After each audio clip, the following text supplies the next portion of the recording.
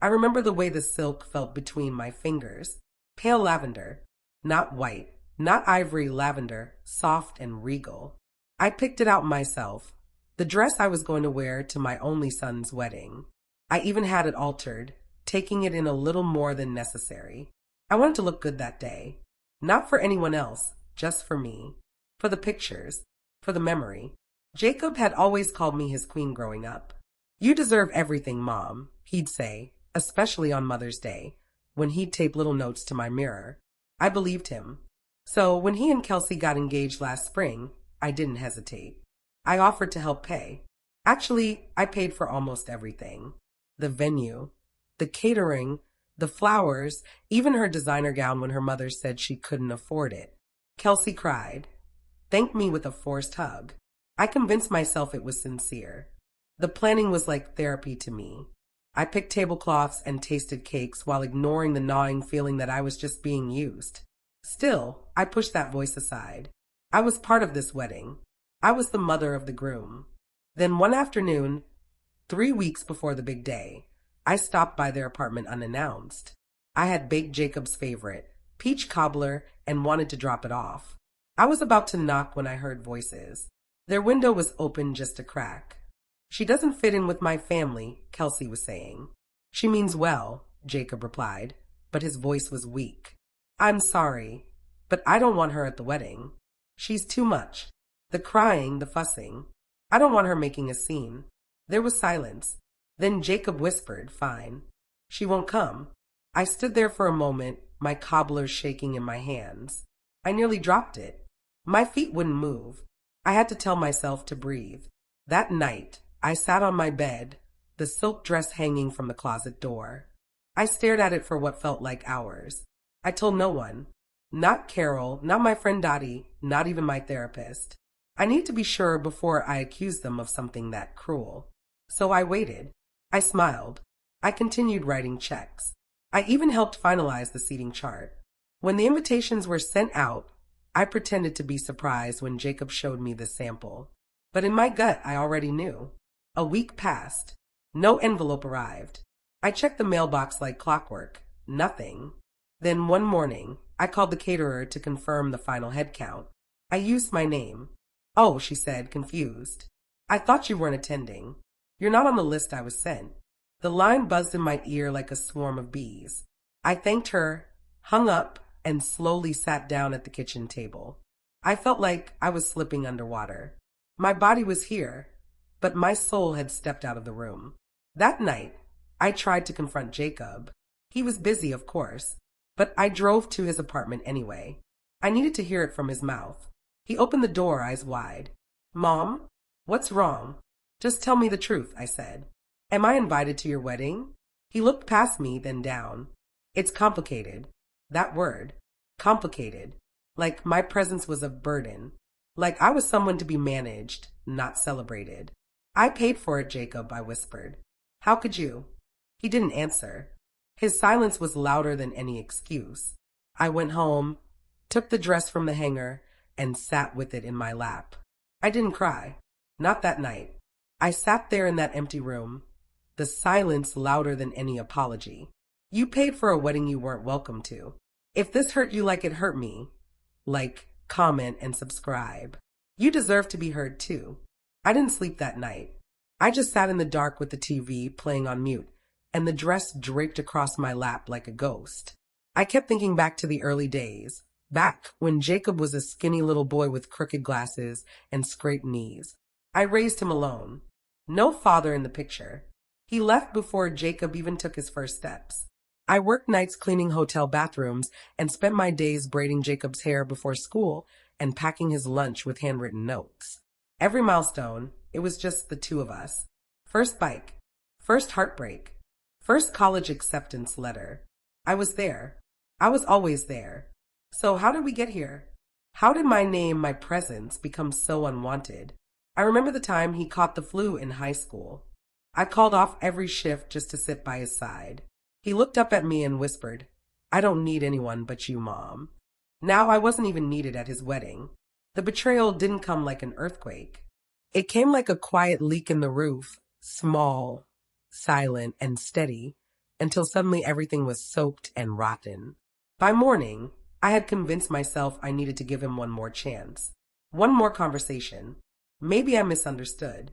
Maybe Kelsey pressured him. Maybe I was overreacting. So I waited for the mail again. This time, with less hope and more curiosity. When the wedding invitation finally arrived 2 days later, my hands trembled. I opened the gold-lined envelope slowly, holding my breath. And there it was, Mr. and Mrs. Charles Martin. Cordially invite you to the wedding of Kelsey Marie Martin and Jacob Daniel Carter. Saturday, July 17th, 4 p.m. Stonebridge Gardens, PA. Nowhere on that card was my name. Not even as mother of the groom. Not even a mention of Jacob's side of the family. It was like I didn't exist. I called my sister Carol. I didn't know what else to do. She picked up on the first ring. You okay? No, I said. I'm not. I told her everything. The eavesdropping, the invitation, the silence. When I finally finished, there was a long pause on the other end. Then Carol said, Don't let them do this to you. I already have, I replied. My voice broke. I gave everything for that boy, and he's giving me nothing back. She didn't try to comfort me with lies. She didn't say, maybe it'll work out. Instead, she said, You still have power, Ellie. You just forgot it. That line stuck with me. I walked into the closet and pulled out every receipt I had kept. The venue, the photographer, the florist, all paid under my name. Something began to stir in me. Not rage, exactly. Not yet. Just a quiet, growing sense of clarity. They thought I was invisible. They forgot who signed the checks. I stood at the kitchen counter with my receipts laid out like playing cards. A week ago, I would have torn them up and buried the evidence just to avoid conflict. But not today. Today, I looked at every number, every line, every signature, my signature. The caterer, the photographer, the venue. Every contract had one thing in common, my name. I had paid for this wedding from top to bottom. Every floral arrangement, every hors d'oeuvre, even the champagne tower was mine. I had a decision to make. Part of me wanted to burn the whole thing down. Another part, maybe the older, more reasonable version of myself, whispered, Don't stoop to their level. Be the bigger person. But then I thought, why should I? That morning, while flipping through my planner, the phone rang. It was the caterer again. Hi, Mrs. Carter. Just confirming the updated menu for the vegan guests. Kelsey's mother sent over some changes. I froze. I wasn't aware of any changes, I said, my voice flat. Oh, I'm sorry. We were told by Mrs. Martin to bypass you going forward. Bypass me. That was it. The last straw. Thank you, I said. Actually, I'll need to cancel the catering entirely. She hesitated. I'm the contract holder, I said. Please process a full cancellation per the 72-hour clause. And just like that, it began. I didn't hang up the phone feeling nervous or shaky. I fell awake. It was like I'd been asleep for months, maybe years, and something in me had finally snapped back into place. I took a deep breath, reached for the venue number, and dialed. The line rang twice before a woman answered. Stonebridge Gardens, how can I help you? Hi, I said calmly. This is Eleanor Carter. I need to cancel the reservation for July 17th under my name. A pause. May I ask the reason? No longer needed. Would you like to reschedule or? No. Cancel it entirely. I understand the deposit is non-refundable. That's fine. I heard the woman typing. All right, that's done. We'll send over a cancellation confirmation by email. I thanked her, hung up, and exhaled slowly. It was done. All that money, all that time, I had taken it back in seconds. Not for revenge, not yet. It wasn't about revenge.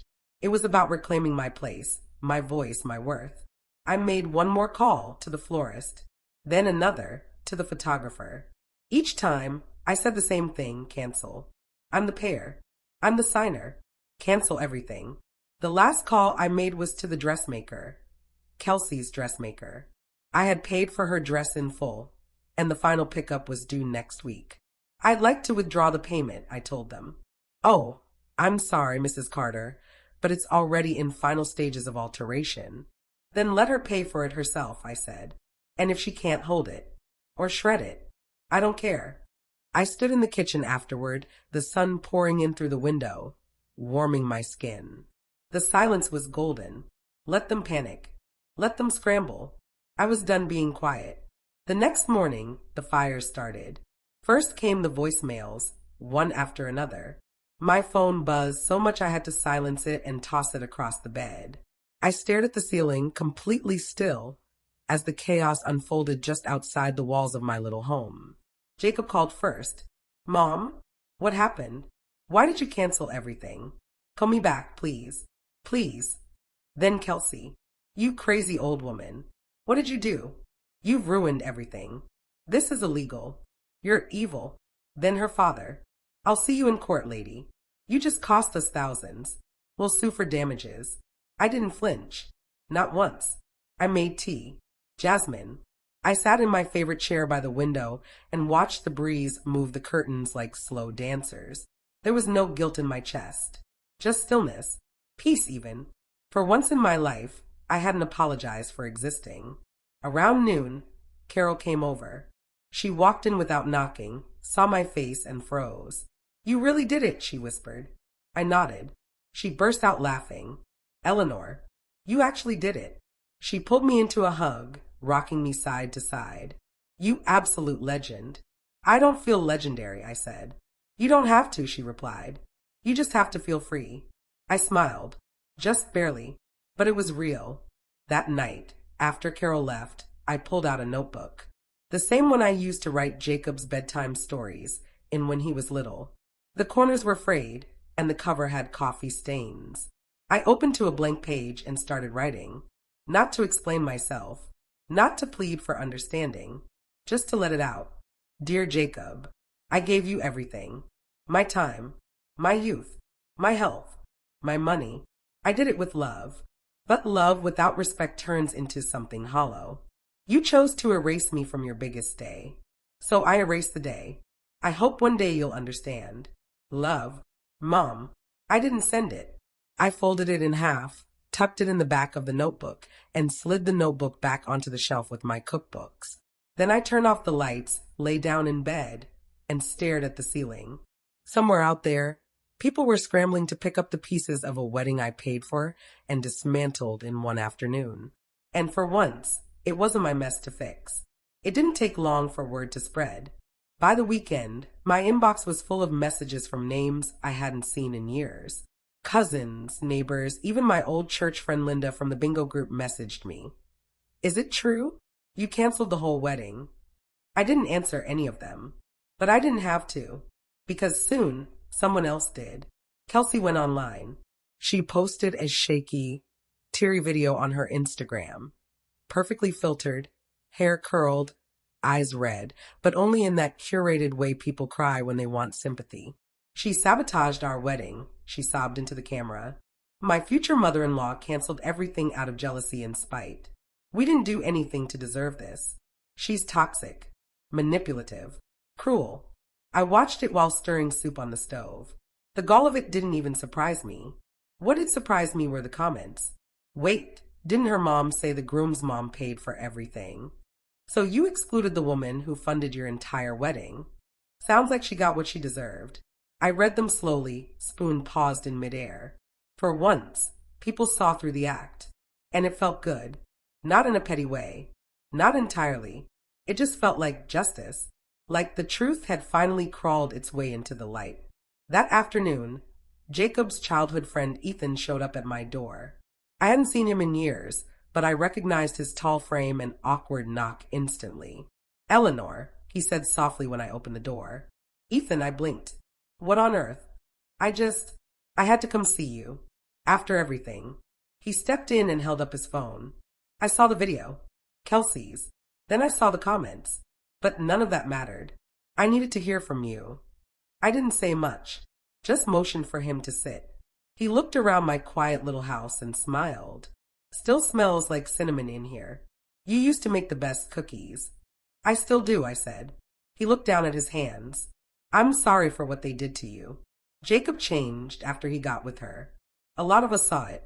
We just didn't say anything. I nodded, grateful for his honesty. Before he left, he said something that stuck with me. You taught Jacob how to love. If he forgot that, it's on him, not you. After he left, I opened the windows and let the late summer air roll in. I stood by the screen and watched the trees bend in the wind. For the first time in years, I didn't feel invisible. I felt seen. It was 4 days after Kelsey's meltdown video when I heard the knock. Not the timid kind, not polite either. It was heavy, slow, full of something that almost sounded like shame. I opened the door and there he was, my son. Jacob looked like a shadow of the boy I raised. Eyes dull, shoulders slumped, jaw unshaven. The man who used to call me his queen now couldn't even lift his head to meet my gaze. "Hi, Mom," he whispered. My hands gripped the doorframe. Part of me wanted to slam it shut. Another part, the mother in me, still ached to know he was okay. I stepped aside. "You can come in." He walked past me like a stranger. Not the boy who used to build blanket forts in the living room. Not the young man I sent off to college with a packed suitcase and trembling heart. We sat in silence for what felt like hours. Finally, he spoke. "I'm sorry," he said. Just 2 words. Small but jagged. I nodded once. "I messed up," he added. "I let her talk me into things I shouldn't have." "You let her erase me," I said. My voice didn't shake. "You let her turn me into a threat." Jacob rubbed his eyes. "I didn't know how to stand up to her. Or her family. They said you'd make it dramatic. That you'd embarrass us." I laughed, sharp and bitter. "And not inviting your own mother wasn't dramatic?" He had no answer. Only silence. "I was scared," he finally muttered. I sat back in my chair. "Of what?" "Me. The woman who raised you alone. Who gave up everything so you could have a life." He flinched like my words were bullets. I didn't want to lose Kelsey. And what about losing me? His eyes filled, but I didn't move to comfort him. I couldn't. My arms felt too heavy, my heart too bruised.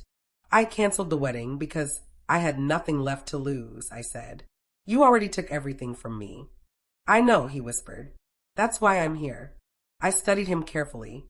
This was my son, yes, but also the man who abandoned me in the most public, humiliating way. "Would you have stopped me?" I asked quietly, "if I hadn't been the one paying for it?" He didn't speak. That silence was my answer. He stood up slowly, tears on his cheeks. "I'll go." As he reached the door, I said, "I'll always be your mother, Jacob. But you broke something in me." He nodded, voice cracking. "I'm sorry." The door closed behind him. I stood alone in the quiet, listening to the clock tick. And for once, I didn't cry. The morning started to feel different after that. Lighter. I still woke early out of habit. Old women don't sleep in. We just lie still and remember. But now, instead of letting my thoughts circle the drain, I got up and did something small. Cleaned the porch, fed the birds, opened the windows and let the light fall wherever it wanted. One afternoon, Carol stopped by with a pamphlet. "Thought you might like this," she said, handing it over with a wink. It was for a women's shelter a few towns over volunteers needed. "I'm not exactly 25 and spry," I chuckled. "Doesn't matter. They don't need legs. They need hearts. And yours is still beating, Ellie." So I went. The first time, I just sat in the back while the other volunteers introduced themselves. I kept quiet, just listened, watched the women, young, bruised, tired, shuffle in and sit with eyes like mine. Eyes that had seen betrayal, hurt, loneliness. One girl, maybe 20, stared at her lap the whole time. She reminded me of someone. Not me exactly. Maybe me at 15. Maybe Kelsey. Later, I handed her a sandwich and said, "They don't get to define you." She looked up, startled, then nodded. That moment stayed with me. I started going every week after that. At home, I began clearing out the things I no longer needed. The guest room still held unopened wedding favors, seating charts, folded napkins in blush pink. I boxed them up one by one. No rage, just quiet goodbye. Then came the dress. My lavender dress, the one I had chosen with such hope. I took it from the closet, laid it across my bed, and ran my fingers over the soft hem. It was beautiful, but it wasn't mine anymore. I snapped a photo and listed it online. It sold in 3 hours. With the money, I did something I never thought I would. I booked a cruise. 7 days. No family. No guilt. Just me, the sea, and silence. I stared at the email confirmation for a long time, heart pounding, not from fear, from freedom. For the first time in decades, I was doing something just for me. Not as Jacob's mother, not as anyone's afterthought, just Eleanor. A week before my cruise, I got a letter in the mail. No return address, just my name, written in shaky handwriting I knew too well. Inside was a photo, Jacob and Kelsey, standing outside a courthouse. No flowers, no guests, just the two of them, holding a folded marriage license, neither smiling.